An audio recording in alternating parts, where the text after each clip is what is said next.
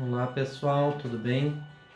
Então, dando sequência à nossa série de vídeos aí, hoje nós vamos para a segunda etapa, né, que é falarmos um pouquinho da nossa história com a casa de Dom Inácio de Loyola, tanto em Abadiânia quanto em Três Coroas.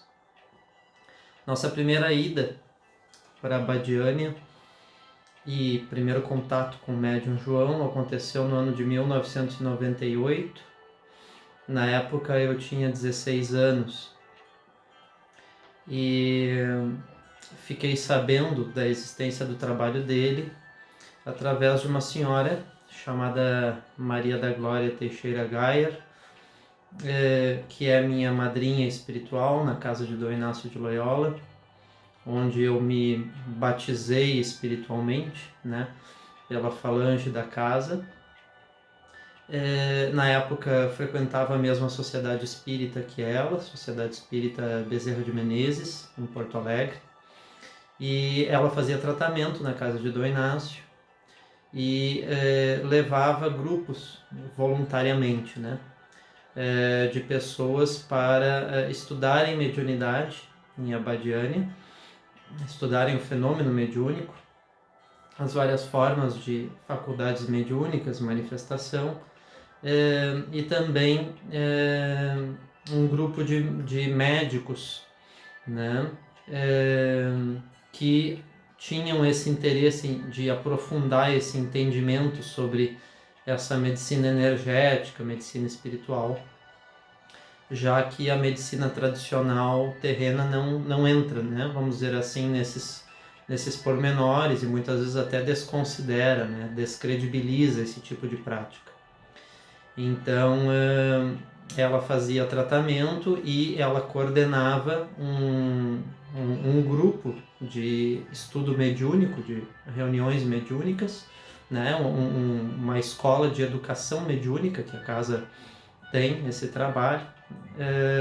E na época, então ela levava esse grupo de conhecidos, familiares e também alunos dela para estudar a mediunidade em Abadiânia. E ela também frequentava um grupo de Esperanto, que tinha o estudo de Esperanto, uma língua internacional, na casa, e eu participava deste mesmo grupo, né, de Esperanto. E certa feita, conversando com ela, né, a gente, no decorrer dessa caminhada dentro da casa espírita, criamos uma grande afinidade, uma profunda familiaridade espiritual, vamos dizer assim, que era notório que vinha de nós já de outras existências, porque era num nível muito íntimo e muito profundo, alma a alma. E certa feita, numa conversa com ela, eu relatei de um problema de coluna que eu tinha e na verdade tenho até hoje, embora tenha se estabilizado, né? A tendência era de ir avançando esse problema de coluna, uma escoliose severa. A escoliose é uma curvatura lateral da coluna, né? Então, e eu tenho essa escoliose tanto dorsal quanto lombar, então é praticamente como se fosse um S, né? Com 50 e poucos graus de curvatura, tanto na dorsal quanto na lombar, né? E à época eu já estava com recomendação médica de ter que sofrer intervenção cirúrgica para implantar uma haste metálica na coluna. E essa haste metálica visava corrigir esse problema, né? Na verdade, eu tive uma hiperaceleração de crescimento ósseo e a estrutura muscular do corpo não acompanhou esse desenvolvimento. Então, não dava sustentação para esse crescimento ósseo e daí houve esse achatamento, esse encurvamento da coluna. E a única correção seria com cirurgia, né? E a indicação do traumatologista na época era de uma cirurgia, existia a opção de uma cirurgia com uma tecnologia nacional ou com uma tecnologia internacional. Em ambas, se abre a coluna de cima a baixo, se tem que implantar uma haste metálica na coluna, né? Fixar nas vértebras. A diferença da tecnologia nacional para a internacional e que na nacional fica um pino para fora, quando fecha a coluna, fica um pino para fora, que de tempos em tempos exige que em novas reconsultas, enfim, reavaliações, tenha que ir se apertando, vamos dizer assim, aquele pino, e aquele pino vai fazendo a haste ir esticando, né? A tentativa de endireitar a coluna por dentro. Vocês imaginam a dor que isso pode representar, né? Cada vez que tem que fazer um ajuste desse, né?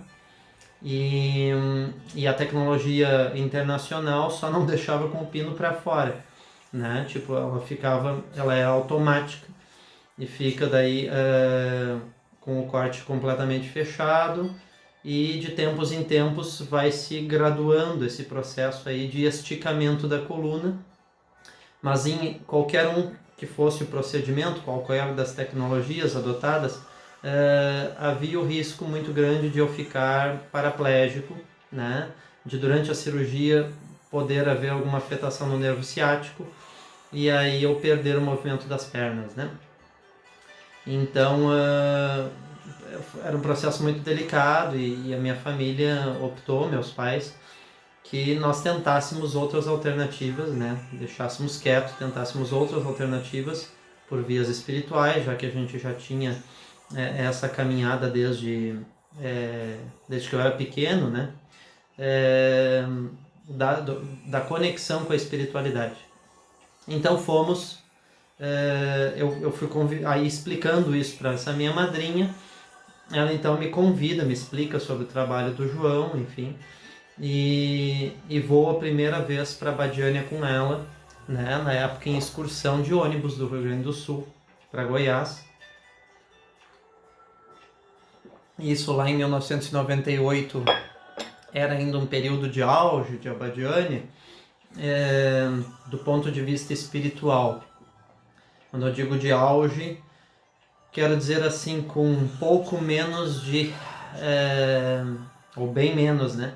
Infiltrações de outras naturezas energéticas e espirituais do que a que foi havendo depois, conforme a Badiânia foi ganhando fama, conforme o João Teixeira foi ganhando fama e a casa foi se tornando mundialmente conhecida, né? Quanto mais fama houve, mais interferências houve também na parte espiritual, mais discrepâncias houve. E o problema não foi pela fama, mas foi pela vaidade, foi pelo orgulho, foi por outras questões emocionais que foram gerando esses desvios. Fui para Badiânia e o primeiro contato foi impactante, né?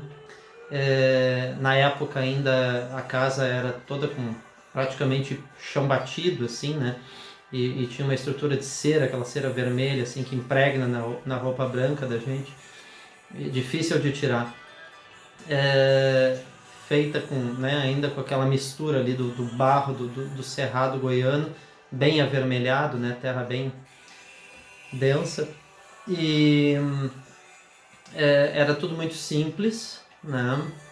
A casa não tinha o tamanho que tem hoje, nem o conforto que tem hoje, né? Eram bancos de madeira e o interessante era ver a quantidade de gente dentro daquela casa.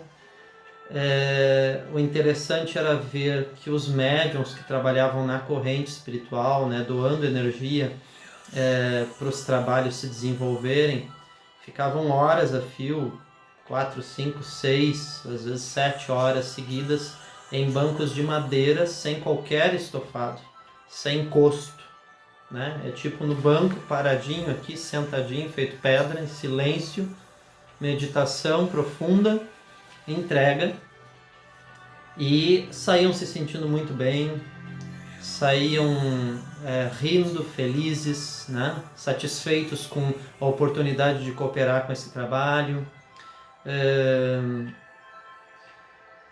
realizados, né? Espiritualmente realizados. E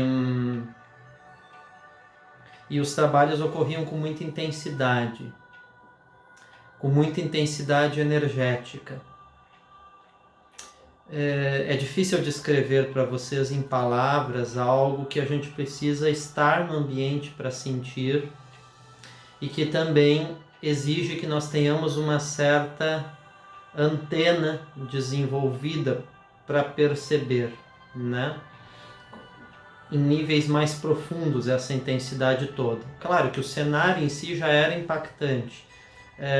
Centenas, milhares de pessoas passando por ali, caravanas vindas de tudo que é estado do país, num número muito maior do que o que, né, depois no decorrer dos anos ocorreu. Foram diminuindo as caravanas de ônibus assim, e tinha muito mais viagem de avião direto para lá. Até teve um período em que, né, as passagens aéreas eram mais baratas e tudo mais, nem compensava tanto ir de ônibus. Mas era um trabalho maravilhoso, porque as pessoas nos ônibus se integravam muito, né? Então a gente começava indo sem se conhecer muito, voltava depois de uma semana, uma grande família, né? Eram 36 horas de viagem só do Rio Grande do Sul para lá, né? Ida, mais isso na volta, né? E ficávamos os 3 dias de trabalho lá, todas as quartas, quintas e sextas-feiras. Era muito bonito, gente, o trabalho da casa, e sem sombra de dúvida, muito contundente a presença espiritual na casa, estando o médium incorporado ou não, tá? A gente conseguia perceber a vibração do ambiente, às vezes a metros de distância de se chegar na casa, né? Caminhando na estradinha para ir para casa, já se sentia como se fosse uma onda magnética, tá? Em que você sente um certo arrebatamento, envolvimento, emoção, pureza. Era essa a sensação que passava. Há pessoas que associam essa espiritualidade com a figura do João, né? Quando ele incorporava.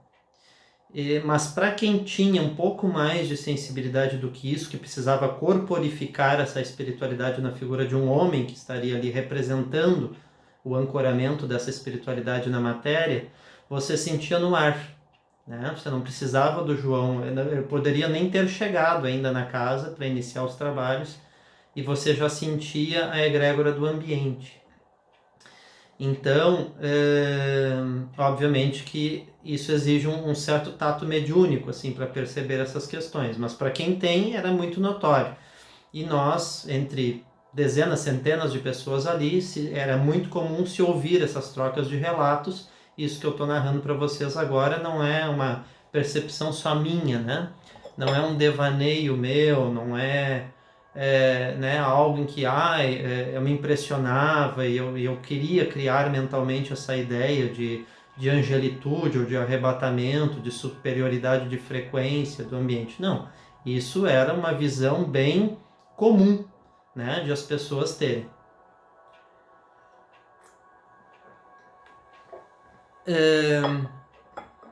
Claro que as pessoas vão se perguntar assim, mas se descobre agora com um documentário que há muitos anos ele já estava envolvido com situações ilícitas e com crimes variados, né? Então, tipo, muitos anos, inclusive antes, né? De 98 aí, como é que nesse período em que tu vai, poderia haver essa energia toda?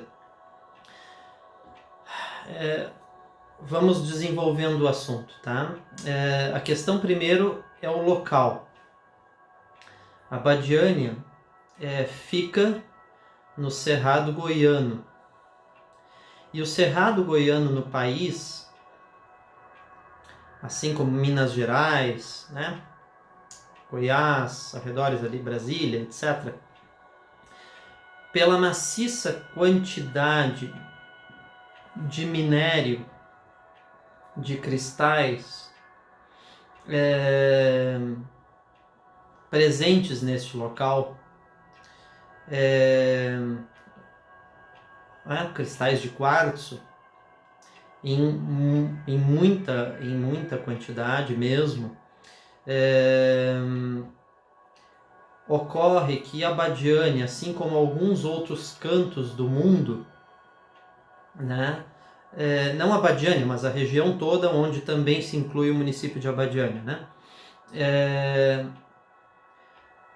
pode ser considerado como um epicentro bioenergético planetário ou geomagnético planetário, né? Onde há muita concentração de energia, tá? Isso a gente poderia ver também nas pirâmides do Egito, isso a gente poderia ver lá entre os povos maia, Inca, Azteca, né? Machu Picchu, México, alguns pontos, né, energéticos maiores, algumas regiões, Estados Unidos, Canadá, algumas regiões da África, Austrália, etc. Existem, vamos dizer assim, as regiões de maior concentração eletromagnética no planeta, tá?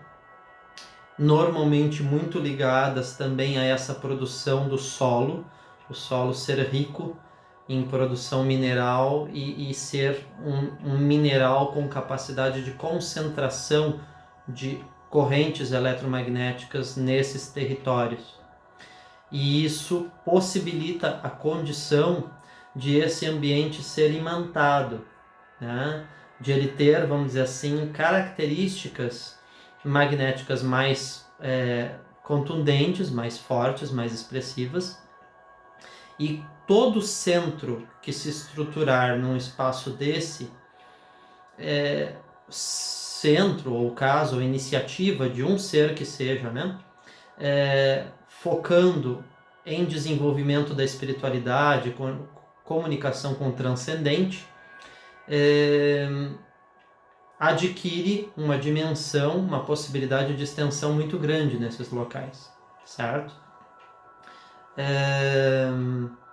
E isso permite que muitos fenômenos possam se produzir nesses ambientes com uma intensidade acima do que se fosse num outro espaço com menos concentração geomagnética, né, se conseguiria em termos de resultado. Então, digamos que ali seja um território propício, tá? Tanto do ponto de vista físico quanto energético espiritual. Quando você assenta um trabalho num determinado local e você reforça mentalmente os pedidos, as intenções, o foco da fé, o foco da conexão com o espiritual, com o sagrado neste ambiente, e isso vai se repetindo ao longo de semanas, de meses, de anos, né? Você cria uma grande egrégora, um grande campo eletromagnético energético em que esses valores de pensamentos, de emoções e sentimentos, adquirindo uma predominância no ambiente, propiciam, né, que equipes espirituais que se compatibilizam com essa energia que predomina no ambiente possam ali atuar, certo? Isso não quer dizer que todos que lá estivessem, né, incluindo o próprio médium João, fossem santos. Estamos vendo que não, né, tudo que não havia ali era uma santidade, né, em alto grau, como se tentou propagar, né, por muito tempo. Mas era um local que conseguia reunir muitas pessoas, tanto pacientes que iam buscar atendimento, quanto também muitos sensitivos, muitos médiums, embora menos ostensivos, né, com menos possibilidades de faculdades do que as que o João apresentava, mas que se reuniam e que focavam toda a sua energia, toda a sua fé, toda a sua entrega naquele trabalho e naquilo que ali pudesse veicular. Então, vai se criando uma grande massa fluídica propiciatória para que espíritos possam atuar ali em termos de tratamento de saúde, benefício físico, mental, espiritual, desobsessão, todos os sentidos. Já diz aquela fala, onde houver um ou mais reunidos em meu nome, lá eu estarei. O problema é que se associou que, né, este um ou mais reunidos em meu nome ali, tudo partia da figura do pilar de todo o trabalho, João. Né? Mas o que realmente sustentava uma espiritualidade genuína no local não era o João em si, era o somatório da fé, da pureza e da entrega de todas as pessoas que iam em busca de algo a mais, transformador na sua vida, transformador na sua saúde e para os seus familiares, para aqueles que se amam e se quer bem, né? Então isso garantia condições para que existisse uma energia luminosa, né, na casa como um todo. O que não quer dizer que se conseguisse manter sempre o mesmo gradiente de frequência, sempre o mesmo padrão de ondas, sempre altíssima elevação frequencial e oscilações. Mas, há um bom tempo atrás, quando ainda não havia tanta carga de fama, tanto investimento monetário, euro, dólar, tantos estrangeiros indo morar no local, né? Em busca dessa energia, dessa espiritualidade toda,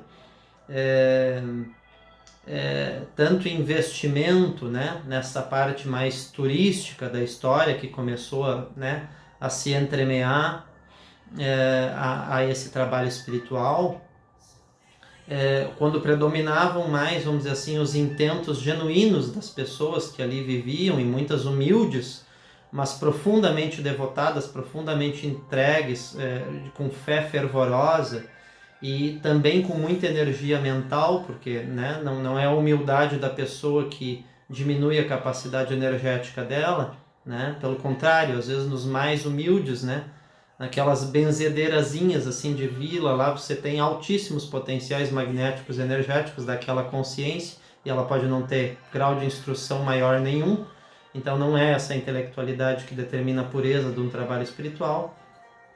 Você tinha ali uma concentração de muitas consciências e almas que desejavam o bem e a transformação. E isso propiciava essas condições. O contato com o médium João, já naquela época era algo meio restrito, vamos dizer assim. No sentido de que não era qualquer um que tinha acesso a ele, podia falar livremente com ele, né? Ele já era bastante conhecido no país, né? Já tinha um lastro de história e já tinha, vamos dizer assim, as pessoas das quais ele se cercava que garantiam essa segurança dele e segurança também em relação a quem se aproximava dele ou quem pudesse até mesmo em algum momento desconfiar de algum outro processo que ali acontecesse e que não estivesse, né, às claras, né? Então, vamos dizer assim, já existiam os guarda-costas, né, naquela época, de alguma forma. Membros ou não da diretoria da casa, etc. Então era mais restrito o acesso a ele. Mas o que eu me recordo é que nas vezes em que eu tive a experiência de estabelecer contato com as entidades através dele, pelo menos nesse início de caminhada, nesses anos, né, até começar a se estruturar toda essa fama, era muito forte, né? Era muito forte. Essa força vinha de uma predisposição biológica que o João tem para que isso possa acontecer. E que não tem a ver com a moral dele, gente. Não tem a ver com a capacidade dele de manter uma conduta, né, uma postura ética 100% reta e libada. Tem a ver com uma predisposição biológica molecular, como se o organismo dele tivesse nascido com condições tais que possibilitassem a alta doação de um tipo de energia que se chama ectoplasma e que permitia todo este trabalho ocorrer em larga escala com esses fenômenos de efeito físico. Quando a intenção dele mais equilibrada, ele mais equilibrado internamente, né? E o entorno ali fazendo prevalecer este equilíbrio, realizando grandes feitos maravilhosos. Outras vezes não conseguindo ancorar toda esta energia nesta altíssima frequência. Mas quando não havia essa condição de ancoramento de uma energia em altíssima frequência, e por consequência entidades deste porte, né, de alta frequência de luz podendo ali atuar, muito poucos eram os que conseguiam perceber essa mudança, né, da energia do ambiente, porque aí as pessoas já estavam também muito envolvidas com a fama, com a divulgação e com tudo, né, que se propalava a respeito dele e a respeito dos grandes feitos e dos milagres e das intervenções inacreditáveis que se produziam através dele, etc. Então, as pessoas ficam tão envolvidas com o que fisicamente conseguem ver e perceber que se distanciam um pouco dessa capacidade também de análise mais neutra e mais energética por trás, nos bastidores do que se consegue ver, né? E o que acontece é que no decorrer dessa minha caminhada eu sempre estive antenado às duas coisas, né? Eu percebi o movimento físico e o que fisicamente dava para sentir de ancoramento, mas também ficava muito atento ao que eu sentia intuitivamente, o que eu sentia energeticamente, o que eu conseguia perceber com antenas extrasensórias do ambiente dele, do tipo de entidade que estava trabalhando, do teor magnético dessa entidade, do teor magnético do olhar dele, do teor de sabedoria que vinha através das palavras e das mensagens, às vezes algo arrebatador e de profunda comoção, né, de um amor assim que era como se fosse um oceano assim que ia passando e arrebatando muitas pessoas, e outras vezes vendo sim dureza, vendo frieza, vendo arrogância, vendo poucas expressões amorosas, né, afáveis e acolhedoras, às vezes até com um tom agressivo verbal em alguns contextos assim, mais duros, né? Não agressivo de xingamento assim verbal declarado, mas pouco humanitário na forma de conduzir o processo. E que daí uns iam alegar que é o temperamento da entidade tal, que já foi militar, que foi isso, que foi aquilo. Aí existiam 1000 justificativas, né, para se falar de determinados comportamentos e temperamentos, mas que dava para ver assim que nem sempre vinham da mesma fonte, de luz, de sabedoria, de amor. Mas ok, como não era isso que predominava o tempo inteiro, e como muitas vezes o processo era profundamente arrebatador e intenso, então fazia valer ainda, vamos investir nessa caminhada, né? Vamos seguir adiante. Então fui buscando esse atendimento de coluna. O que eu posso dizer para vocês em termos de resultados objetivos? Que eu não tive avanço do problema da coluna, ele estacionou, e que numa comparação entre raio-x, etc., houve uma leve redução, certo? Das curvaturas. Diminuiu um pouco os graus de curvatura, tá? No meu caso, eu sabia que não tinha uma cura, por mais que eu fosse buscar um tratamento espiritual lá, esse tratamento não faria com que eu conseguisse crescer, sei lá, mais 10 centímetros, esticar por completo a coluna e deixar tudo ok, né? Até porque eu já estava numa idade em que esse crescimento nem estaria mais em escala tão significativa assim que possibilitasse isso. Mas que houvesse uma atenuação do processo, que eu não tivesse que passar pela cirurgia, que eu não ficasse com deformação física propriamente, todo torto, né?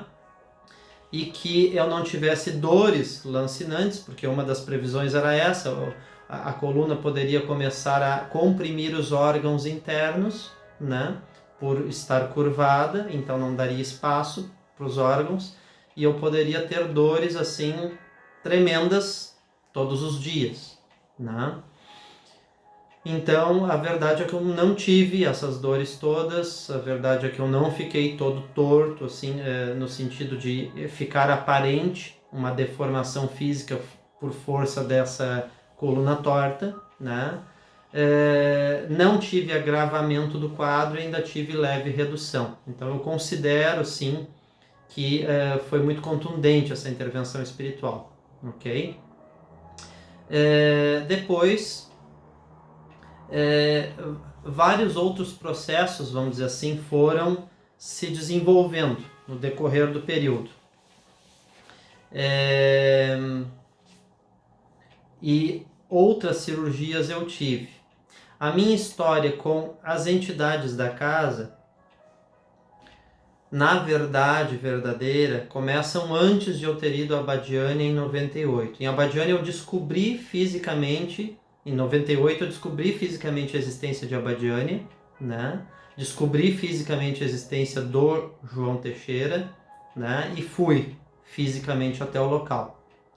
Mas, anterior a isso, lá quando eu tinha 9, 10 anos de idade, houve uma intervenção cirúrgica que depois, anos depois que eu fui entender que realmente era uma intervenção cirúrgica, né? Mas eu estava em Porto Alegre e eu tive uma intervenção cirúrgica à distância, com corte, apareceu o corte na minha perna, eu estava com a minha mãe, ela é a única testemunha, vamos dizer assim, ocular do fato. Eu estava com a minha mãe num determinado contexto, não nos cabe agora enfatizar,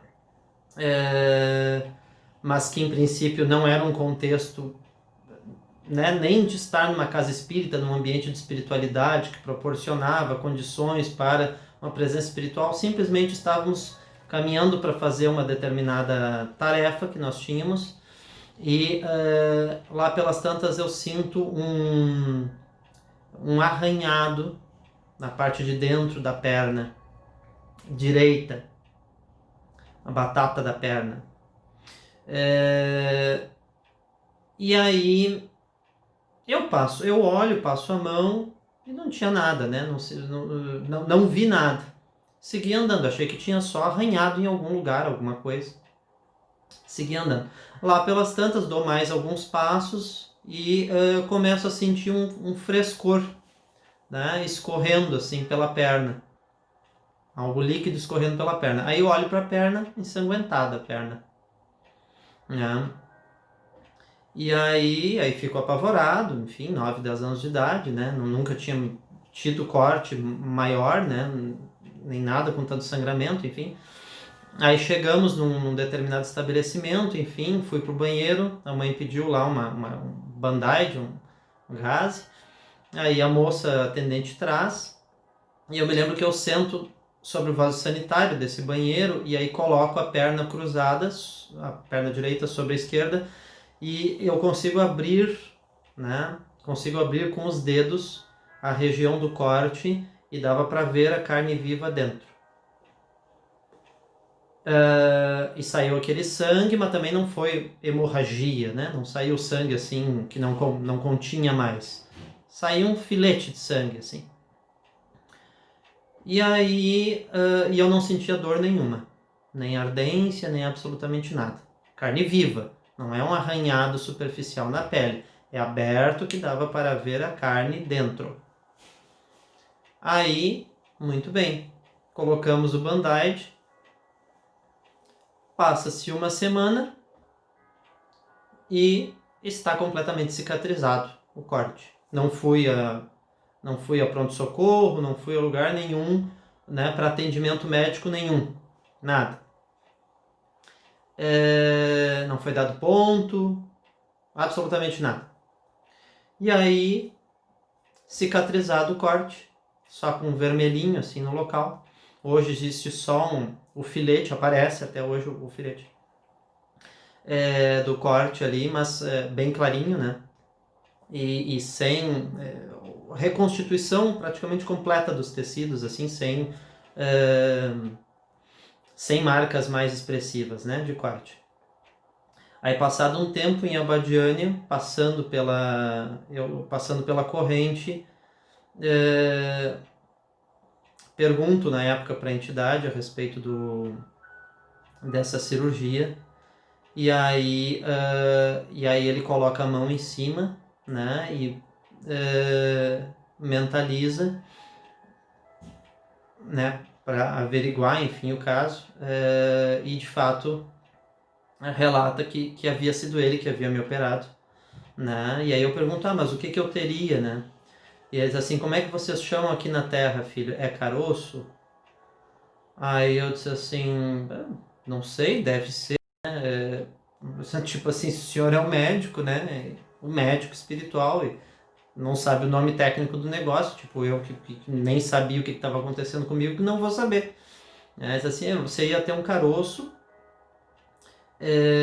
que ia deixar a sua perna defeituosa, uma perna mais fina que a outra. Né? Depois eu entendi que aquilo seria, em tese, um princípio de tumor, por outras experiências que eu tive. E eu extraí, né, antes de se manifestar, antes de aparecer. Muito bem, então ali ficou algo muito contundente, muito marcado para mim, porque afinal de contas, quantas pessoas, né, saem de tudo que é canto do país e do mundo e iam para lá buscar possibilidades de cura e de atendimento, de cirurgia, sem garantias de que conseguiriam ter a sua cirurgia realizada, enfim. E eu, né, à distância, invisível, sem presença de médium nenhum para fazer nada, estava tendo uma cirurgia com corte, né, e com anestesia, porque não senti dor nenhuma, deveria sentir bastante dor, afinal de contas estava aberto, né? E eu não estava com nenhuma indução hipnótica, com nenhum remédio, com nada que pudesse anestesiar, né? E o fato era este, né? Então, que interessante, assim, essa oportunidade de a espiritualidade estar cuidando de mim, mesmo quando eu nem tinha consciência de que tinha algo que precisaria ser cuidado por eles, né? Mais adiante eu fui entender esse processo todo. Outro episódio que eu tive foi certa vez que eu estava sentado na corrente, né, e havia aparecido em mim um caroço na lateral aqui no pescoço, atrás do ouvido direito, um caroço, né? No caso da perna ali, ele fala de um caroço que iria aparecer, aí aparece esse caroço também atrás da orelha. E aquilo me incomodava, eu não sabia de onde que tinha vindo, se era um abscesso, se era o quê, né? Massa de gordura, o que era, não fiz nenhuma análise, exame, nada. Mas fui para lá. E estava trabalhando na corrente, mentalmente eu pedi ajuda, né? Referente àquilo ali, se não me falha a memória. Lá pelas tantas, no meio do trabalho acontecendo, ele atendendo as pessoas na fila, etc., eu sinto fisicamente. Eu sabia que não eram mãos físicas, mas a sensação do toque era físico, tá? Aqui, olhos fechados, né? Mãozinhas do lado, sobre a perna, daqui a pouco, como se fossem mãos fazendo isso aqui. Esse movimento, essa pressão aqui, assim. Aqui e aqui no rosto. Literalmente colocando o meu rosto pro lado. E deixo nessa posição, obedeço aquela percepção, aquela sensação e simplesmente apago na corrente. Eu não tenho recordação assim de pensamento de nada que eu tenha vivenciado naqueles momentos, tipo, o trabalho acontece e passa e eu não sinto esse tempo passar, e só quando estavam na prece de encerramento, enfim, a gente voltando, abrir os olhos, coisa e tal, tomar água fluida, sair. Aí no que eu abro os olhos, enfim, tomo água fluida, saio, tô caminhando pelo pátio, passo a mão aqui por instinto, não foi uma coisa assim, vou investigar para ver como é que está, não, simplesmente deu aquele impulso de passar a mão aqui por instinto, que deu o caroço, desapareceu. A sensação tátil era como se houvesse sido feita uma raspagem no local. Não tem cicatriz, não tem nada por fora, mas a sensação é como se tivesse sido cavocado, o local e o toque, quando se passa a mão aqui, até hoje, não é exatamente igual a quando eu passo aqui.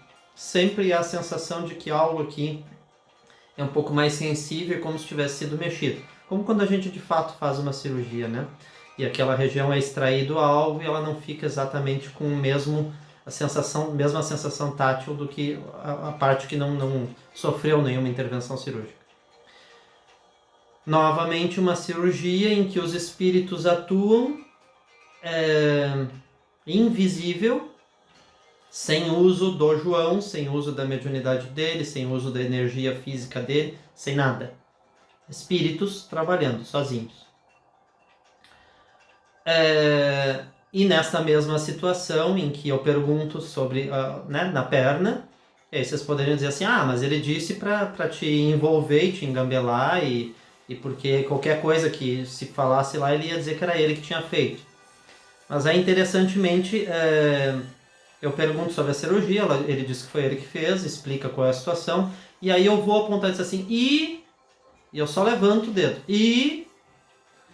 para querer apontar para cá, mas não cheguei nem a fazer esse movimento e o caroço que estava aqui atrás da minha orelha. Eu só faço assim, e aí ele olha para mim e diz assim, sim, eu tirei os dois. Oi? Eu tirei os dois significa que eu tirei os dois e que eu sei o outro que tu ia falar e que eu tirei também. Sim, eu tirei aqui esse caroço que eu tô te dizendo aí da perna e tirei o outro caroço também, né? E aí então, né, aconteciam algumas situações assim, não só comigo, mas enfim, com dezenas, centenas de pessoas muito impactantes, tá, gente? Porque, embora haja todo o lado das monstruosidades e de tudo que houve, dos crimes, mas assim, do ponto de vista mediúnico, tá? Do ponto de vista do fenômeno, do ponto de vista do momento em que se está dentro da casa ali trabalhando e ele atendendo, não tinha, naquela hora, naqueles momentos, não tinha criminalidade, não tinha ninguém sendo violentado, não tinha armas, não tinha nada disso. Havia um trabalho genuíno ali acontecendo e havia, sim, fenômeno mediúnico contundente, declarado e nada mistificado. Não era truque, não era coisa nenhuma.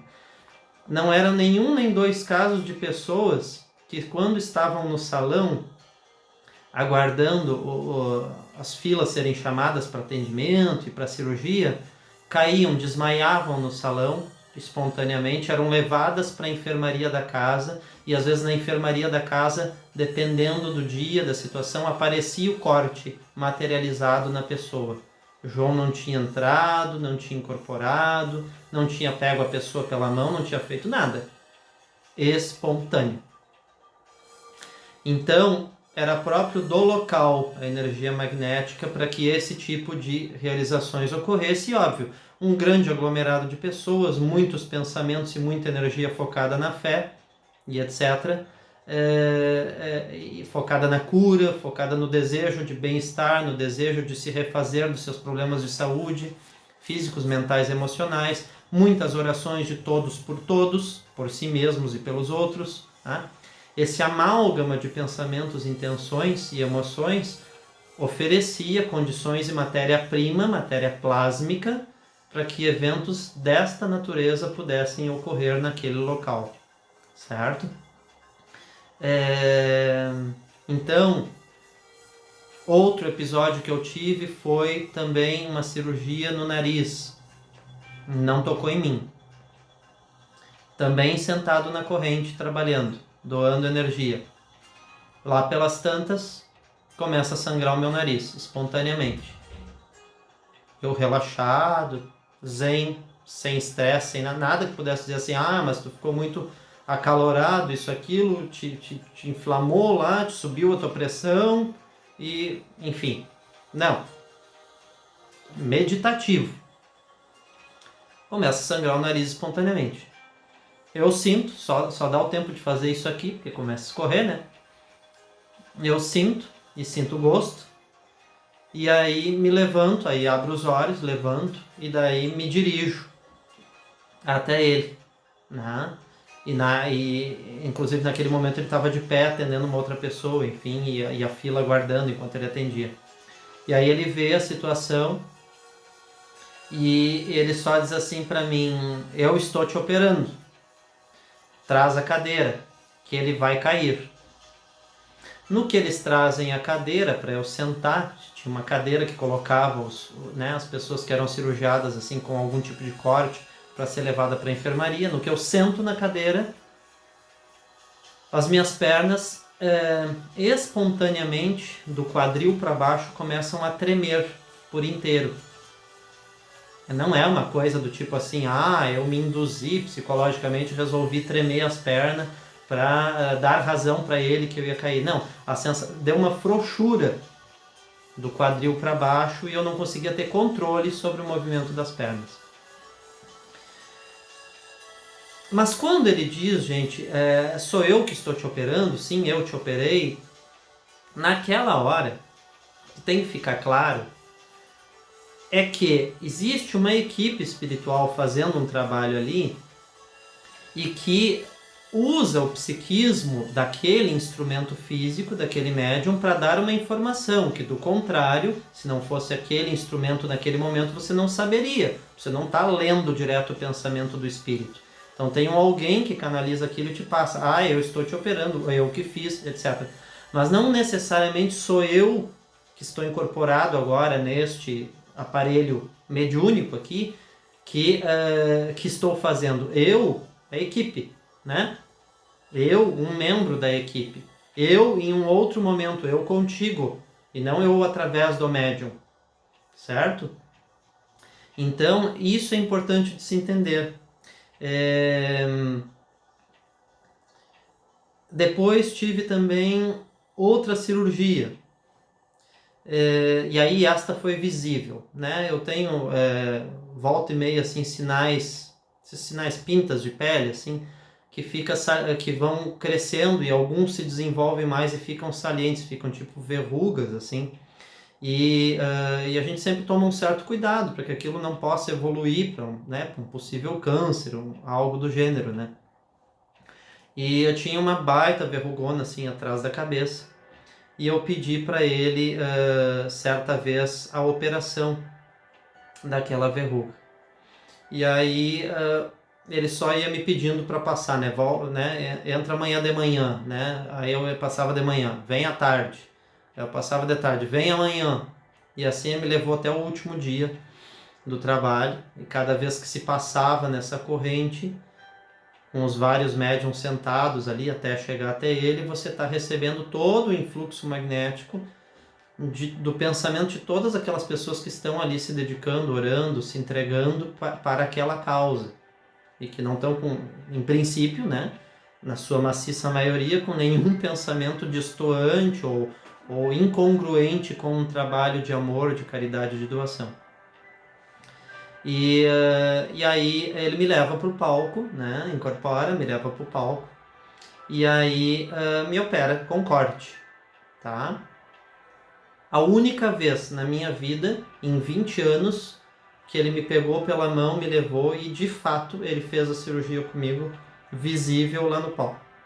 As outras intervenções cirúrgicas que eu tive, todas foram normalmente à distância, muitas vezes até com materialização de cirurgia, de corte, ou com efeitos, assim como eu contei até agora, sem o médium me tocar, tá?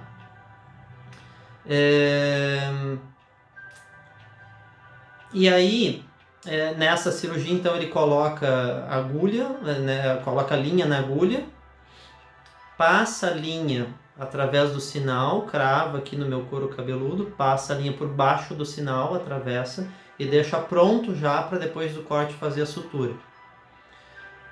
Sem raspar cabelo, sem nada, até porque eu mentalmente pensando, meu Deus, né, tipo, vou ter que fazer a cirurgia, mas eu muito vaidoso. Tipo assim, vai ficar aquele rombo de cabelo ali raspado, porque para ele poder tirar ele vai ter que raspar o cabelo, né? Mas eu não queria que raspasse, mas queria que tirasse, né? Então, aquelas nossas incongruências assim e apegos a pouca coisa. Mas ele não raspa o meu cabelo, não raspa. Pega o bisturi, né? Corta a verruga, certo? Já com a linha enfiada e com a agulha, sem anestesia. O que tu sentiu, Marcelo? Olha, se eu senti a picada inicial da entrada da agulha, foi muito. E depois, na hora que ele passa com o bisturi, né? É claro que ele passa a mão na minha cabeça, prepara. Isso está gravado, essa cirurgia, tá? Tem no YouTube. Pois eu tento colocar no canal ali, disponibilizar para que vocês possam assistir também. Enquanto que ele passa o bisturi, no máximo assim, um leve, mas muito leve, ardorzinho, né? Uma ardênciazinha, assim, como, sei lá, como quem passa como quem arranha com uma coisa pontudinha, assim, a pele, né? Mas não num nível cirúrgico, não num nível de cortar e decepar algo, né? Tirar fora, com sangramento, com tudo. Aí tira, entrega na tesoura para a pessoa que estava ali próximo ao palco. Ainda a pessoa mostra para todo mundo o sinal tirado e aí costura. E aí me falou que era do Inácio que estava ali, que estava atendendo, fazendo aquele trabalho naquele momento. Então, o único caso de cirurgia com corte que eu tive, em que ele me toca para fazer a cirurgia, né, tem interação física, foi este. Tive uma outra experiência também em casa, né? Também em casa não, aí foi a única que eu tive em casa com cirurgia, assim, que eu me recordo, que foi através de um sonho, e eu tô deitado numa maca, num hospital, e eu sou conduzido até uma sala, eu vejo as luzes passando no corredor, me largam na sala, e aí a voz ecoa no meu ouvido só dizendo assim: sou o Dr. Augusto de Almeida, e estou te operando agora. E aí eu começo a ter um processo urinário no sonho, né? E essa operação tinha a ver com uma hipersensibilidade que eu tinha na época nos órgãos do aparelho reprodutor. Eu tinha muita dificuldade de tocar, hipersensibilidade, ardência, não lubrificação, uma série de coisas. E a minha adolescência inteira foi marcada traumática por causa dessa dificuldade de toque, de lavar, de tudo, né, no banho, bem complicado. E aí fala isso, né, sou o Dr. Augusto Almeida, estou te operando agora. Eu começo a urinar no sonho, urino, lá pelas tantas eu acordo, no que eu acordo, aí o que acontece? Sim, fisicamente eu estava todo urinado, isso eu devia ter uns 17 anos, por aí, tá? Então imaginem, né, a pessoa com 17 anos nessas condições, assim. Todo urinado na cama, o colchão encharcado. Essa também minha mãe é testemunha, ela era a única que estava em casa que viu e que limpou, inclusive. Né? A roupa que eu estava urinada, todo o colchão urinado, fez poça no chão do meu quarto, que é tabuão, madeira, ultrapassou, o meu quarto é a única peça que ficava em cima, na casa dos meus pais, passou a urina pro forro da sala, atravessou o forro da sala, pingou em cima da mesa, jantar, cadeira, chão. Da onde que saiu tanto líquido, tanta urina, e que deu tempo de conseguir, inclusive, ir filtrando esse líquido, né, passando de superfície até cair embaixo, no chão, só Deus sabe quanto tempo eu fiquei urinando ali, né, e de onde é que saiu tanto líquido para isso acontecer. Não me perguntem, minha mãe limpou, ela sabe, eu não estou mentindo. Não é história de pescador. O que aconteceu? Uma semana e pouca depois, pergunta onde é que estava a sensibilidade que eu tinha no órgão. Pergunta onde é que estava a dor, pergunta onde é que estava o problema para lavar, para fazer tudo aquilo que eu passei anos a fio com problema. Nada. Como se eu nunca tivesse tido problema nenhum. E aí? Quem explica isso? Né? Onde é que está a mistificação nisso? Onde é que está o truque? Se o negócio era a distância, se o negócio não usava médium nenhum, nada, e eu tinha as intervenções todas. Mas o que fazia com que isso ocorresse, né, e as entidades me atendessem diretamente, quando tantas pessoas, né, iam implorar por uma chance, era o contato. E aí depois, com muito tempo de caminhada de casa do Inácio, que eu fui entender o meu contato com boa parte dos espíritos que trabalham na casa. né? Os autênticos, os verdadeiros, né? As entidades mesmo de luz e de amor e com condições de intervenções deste porte, tá? Porque depois houve, obviamente, as infiltrações todas. Então ali tive essas oportunidades incríveis, inacreditáveis, de bênçãos. Agradeço a eles até hoje infinitamente. E o que eu trago então para este vídeo de hoje é que sim, é real. Tudo o que acontecia era muito real neste aspecto, mas exigia algo que foi o principal. Em nenhum momento a minha fé era no João diretamente. Em nenhum momento a minha fé era numa figura que era o único meio através do qual estes seres de luz poderiam se manifestar e trazer algo de benefício. A minha fé sempre foi neles, nos espíritos. A minha fé sempre foi no ancoramento da energia possível naquela casa, naquela região do país própria, em condições para ancorar essas frequências, e quando eu chegava lá, minha conexão com os espíritos. E aí, se viesse algo filtrado através do João que colaborasse e ajudasse, ótimo. Se não viesse, a minha conexão era igual com eles. Entende? Então, aqui a mensagem é onde você vai ancorar a sua fé, em quem você vai ancorar a sua fé. Você vai ancorar nos instrumentos que canalizam uma espiritualidade ou você vai ancorar na espiritualidade? Né? O trabalho interno, você com seres de luz, ou você precisa sempre de coisas externas que você possa ver e que produza fenômenos para você acreditar, para daí você tentar se entregar, né?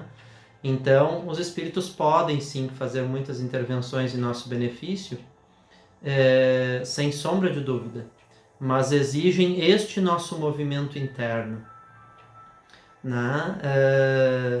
Exige que nós, vamos dizer assim, entendamos, não duvidemos da existência deles, né? Entendamos que a nossa conexão pode ser direta, não precisa utilizar ninguém para a coisa acontecer.